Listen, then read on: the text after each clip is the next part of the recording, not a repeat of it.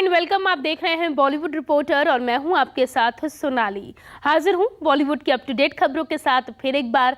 तो चलिए करते हैं आज के शो की शुरुआत और आपको दिखाते हैं बॉलीवुड रिपोर्टर की टॉप न्यूज।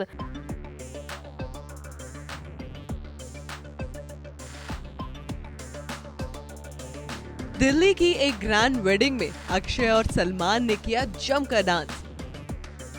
बॉलीवुड स्टार्स को लाइव देख दीवाने हुए शादी में पहुंचे मेहमान।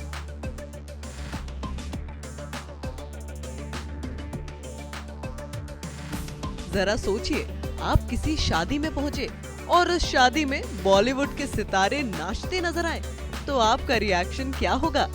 कुछ ऐसा ही हुआ दिल्ली की एक ग्रैंड वेडिंग में, जहां बॉलीवुड के वो स्टार्स थिरकते नजर आए जिन्हें आप बड़े पर्दे पर ही देख पाते हैं। जैसा कि सब जानते हैं कि बॉलीवुड एक्टर अक्षय कुमार इस वक्त अपनी फिल्म सेल्फी के प्रमोशन में जुटे हैं।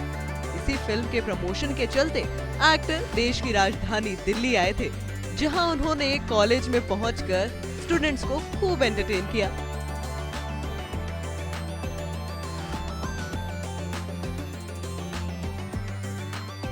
और फिर ये स्टार दिल्ली में ही एक ग्रैंड वेडिंग का हिस्सा भी बने। इतना ही नहीं, ये शाम और भी खास इसलिए रही क्योंकि खिलाड़ी कुमार के साथ साथ इस बिग फैट इंडियन वेडिंग में बॉलीवुड के सुल्तान भी कैप्चर हुए। इस दौरान दोनों ने शादी में चार चांद लगा दिए। जहां सलमान अपने फेमस सॉन्ग्स पर थिरकते दिखे, तो वहीं अक्की अपनी फिल्म सेल्फी को लगे हाथ यहाँ भी प्रमोट करते दिखे। सेल्फी के फेमस सॉन्ग मैं खिलाड़ी तू अनाड़ी पर एक्टर जमकर ठुमके लगाते दिखे। वो बात अलग है कि सोशल मीडिया पर इन एक्टर्स की वायरल परफॉर्मेंस को ऑडियंस का कुछ खास रिस्पांस नहीं मिल रहा है। सोशल मीडिया पर लोग इन वीडियो पर अलग अलग रिएक्ट कर रहे हैं। वहीं बात करें स्टार्स के आउटफिट की, तो बॉलीवुड के टाइगर जहां ऑल ब्लैक लुक में वेडिंग अटेंड करते नजर आए, तो वहीं अक्की वेडिंग में ब्लू शिमरी कुर्ता पैजामा पहने हुए दिखे। वैसे दोनों स्टार्स की बॉन्डिंग काफी जबरदस्त है।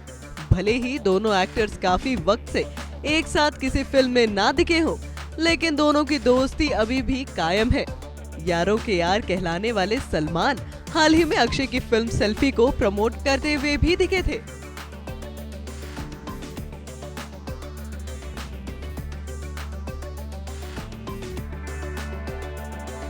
सलमान और अक्की फिल्म के ट्रैक पर एक साथ थिरकते दिखे थे, जिसमें सलमान खिलाड़ी कुमार के स्टेप्स को फॉलो करते हुए नजर आए थे।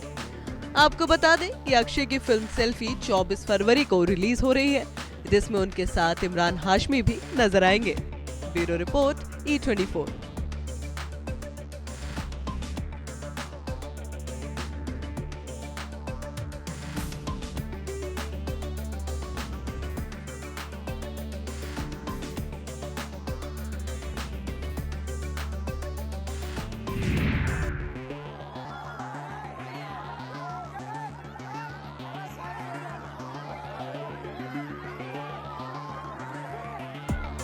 अरे अरे अरे, ये क्या? अक्षय कुमार के बॉडीगार्ड ने दिया उनके फैन को धक्का। जरा एक बार फिर से ध्यान से इस वीडियो को देखिए।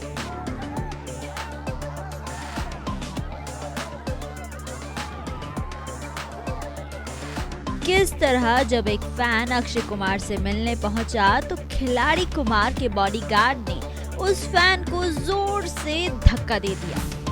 इसके बाद देखिए किस तरह वो फैन धड़ाम से नीचे गिर गया।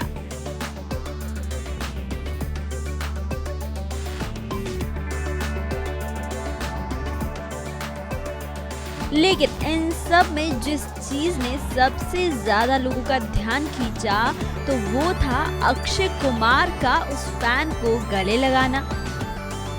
वैसे तो बॉलीवुड एक्टर अक्षय कुमार की दरिया दिली के बारे में सभी जानते हैं, साथ ही वो अपने फैंस को कितना प्यार करते हैं, ये बात भी किसी से छिपी नहीं है।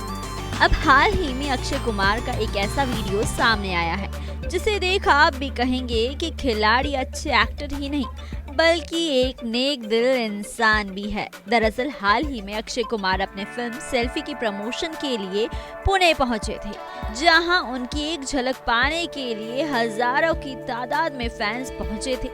इस दौरान का एक वीडियो सोशल मीडिया पर काफी वायरल हो रहा है। वायरल हो रहे वीडियो में देखा जा सकता है कि अक्षय कुमार ने ब्लैक टी शर्ट पहनी हुई है। इस दौरान उनकी सेफ्टी के लिए कई सारे बॉडीगार्ड्स और बैरिक्स लगाए हुए हैं। हालांकि अक्षय कुमार वहां मौजूद फैन से हाथ मिलाते हुए भी नजर आ रहे हैं, लेकिन इतने में ही एक फैन भीड़ को चीरता हुआ अपने फेवरेट एक्टर से मिलने के लिए बैरिकेड कूदकर अक्षय की ओर बढ़ने की कोशिश करता है, लेकिन एक्टर के बॉडीगार्ड उस फैन को जोर का धक्का देकर गिरा देते हैं। बॉडीगार्ड के धक्का देने से वो शख्स जमीन पर गिर जाता है, जिसे देखकर पीछे खड़े अक्षय कुमार उस फैन की तरफ आते हैं और उसे गले से लगा लेते हैं। अब अक्षय का ये वीडियो सोशल मीडिया पर जमकर वायरल हो रहा है। हर कोई इस दरिया दिली की जमकर तारीफ कर रहा है।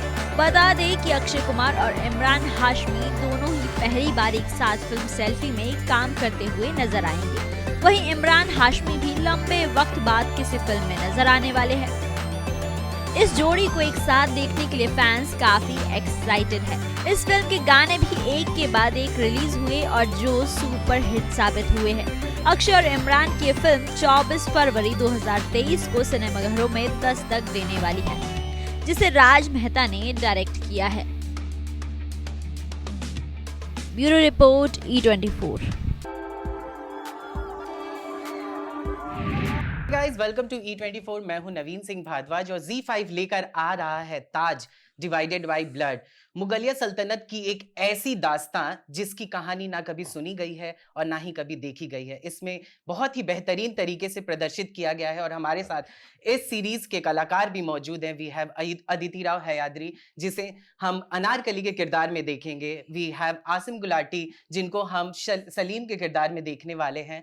वी हैव ताहा शाह, जिनको हम मुराद के किरदार में देखेंगे। And we have Shubham also, जिनको हम दानियाल के किरदार में देखेंगे। आप लोगों का बहुत बहुत स्वागत है E24 पे। अदिति, मेरा सवाल आपसे पहले है, जब भी हम अनारकली के बारे में हम सोचते हैं या फिर हमारे जहन में आता है तो हमारे जहन में मधुबाला आती हैं एज यूजुअल, पर जब अनारकली के किरदार को आपने जब हाँ कहा, क्या कुछ आपके मन में चल रहा था इस किरदार को प्ले करने के लिए?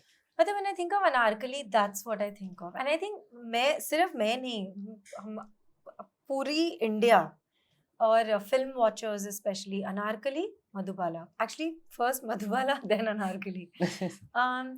तो ऑब्वियसली मेरे जहन में भी यही था हमेशा से, पर जब ये कहानी मेरे पास आई और जब रॉन जो हमारे डायरेक्टर हैं और जो राइटर्स हैं विलियम और साइमन, वो मुझे आके मिले और उन्होंने एक कहानी मुझे सुनाई और कहा कि this is what we want you to do, मेरे obviously Anarkali that thought is always there, but मुझे ऐसे लगा कि ये कहानी है और ये एक एक्चुअली फैमिली की कहानी है, एक सिंहासन की sort of the war over this throne, power, betrayal, love, इसकी कहानी है। एंड जो जैसे लिखी गई है, जैसे हिस्ट्री ना has been written and rewritten, there's oral history, कहानियाँ होती हैं around true incidents etc etc, and over the years काफ़ी सारी sort of कहानियाँ around this very epic tale, you know, we have heard. So this I feel is this team, their telling of this story, it was a very new way to tell this particular story. Asim, ताहा और शुभम, मेरा सवाल आप तीनों से है। इसमें 3 भाइयों की भी कहानी बताई जा रही है जो हमने कभी नहीं देखी है, ना ही हमने कभी सुनी है।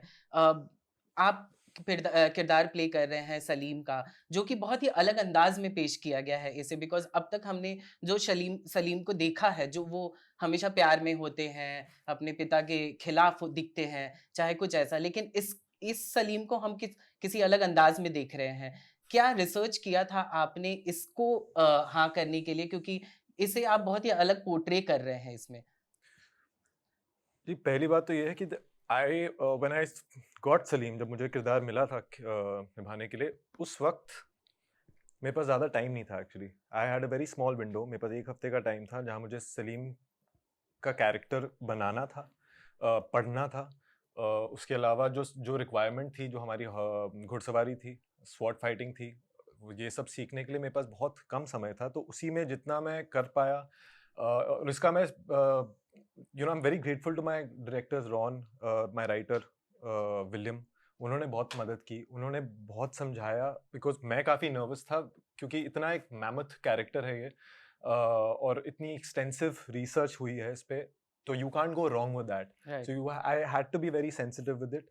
एंड बट जो एक बात मुझे सलीम के बारे में पता थी, जो भी मैंने पढ़ा है, उसमें ये ज़रूर था कि सलीम को सिर्फ उसे थ्रोन से इतना प्यार नहीं था, he was more concerned about मोहब्बत, मौसीकी, शायरी। हाँ, और शुभम, हम आपसे जानना चाहेंगे, नॉर्मली जब मुगलिया सल्तनत में कोई शहंशाह बनता था तो वो अपने भाइयों को मारने या फिर जो भी उनको मार कर ही वो लोग आगे बढ़े हैं। जितने भी उनके भाई होते थे, चाहे जितने हमने शहंशाह, चाहे बाबर, हुमायूं, अकबर, जहांगीर, जितने भी थे, हमने देखा है कि वो सूफी संतों को भी मना करते थे कि इनके बारे में ऐसी कोई बातें भी ना लिखो, कोई दास्तां भी मत लिखो, ताकि इनके बारे में आगे भी चर्चा नहीं होनी चाहिए। जो थ्रोन पे बैठा है उनकी चर्चा होनी चाहिए। आप लोगों ने इस किरदार के लिए रेफरेंस कहाँ से लिया, आप दोनों ने? पहले ताहा, आपसे हम जानना चाहेंगे। ज़्यादा कुछ लिखा नहीं, बिल्कुल सही। ऐसा है नहीं कि हम लोग कोई एनसाइक्लोपीडिया निकाल के हमने कुछ मुराद के बारे में मैंने पढ़ा है और मैं जान पाया कि वो किस तरह से वो जीता था या वो सुबह शाम क्या करता था। इट वाज हमारे लिए एक ही रेफरेंस पॉइंट था, और वो था विलियम और साइमन का जो रिसर्च था, और वो स्क्रिप्ट में ज़ाहिर होता है। तो मेरे लिए जो था, मैंने आई गेस आशिम को थोड़ा कम टाइम मिला था because he was little busy, but I think I had at least a month. तो मैंने स्क्रिप्ट को बार बार मैंने पढ़ा, हर दिन पढ़ा, मेरे सबके सीन्स पढ़े पहले तो, to understand the complete story. उसके बाद फिर सिर्फ गौर से मैंने फिर अपने कैरेक्टर को जानने की कोशिश की। तो मेरा आइडिया ये था कि because Daniyal is like a pro-Islam guy, so I basically wanted to understand a little bit about that. इसको इतना like why is he so like in love with Allah, and what are the belief systems? So मैंने उससे थोड़ा बहुत जाना था, और मैंने obviously online भी पढ़ा था थोड़ा बहुत उनके बारे में, but as he said, and the script was the Bible, and जो भी उसमें किसी और के डायलॉग्स के बीच में लिखा था, जो हमारे खुद के डायलॉग्स थे उसमें लिखा था, उसके थ्रू कुछ ना कुछ करके और इन सब चीज़ों को मिला के 3 तारीख को रिलीज हो रहा है और 3 तारीख का इंतजार है Thank you. हमें। And all the best for Taj. हम सबको इंतजार है इसका, क्योंकि आप लोगों ने ट्रेलर नहीं देखा है, मैंने देख लिया, मुझे बहुत ज्यादा पसंद आया जो मैं बताना नहीं चाहता था, लेकिन फिर भी ऑल द बेस्ट। हम सबको इंतजार है ताज का, जो कि 3 मार्च को ZEE5 पे रिलीज होने वाला है। जरूर देखिएगा। Thank you so much. Thank you.